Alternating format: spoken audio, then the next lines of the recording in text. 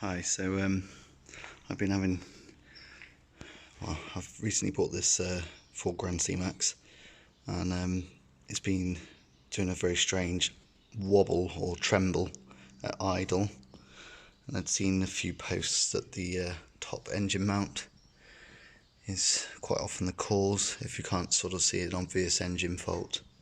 So over here is the old one, and you can actually see some sort of greasy oil residue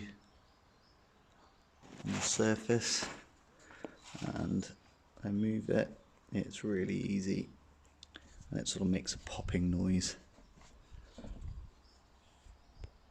Just focus.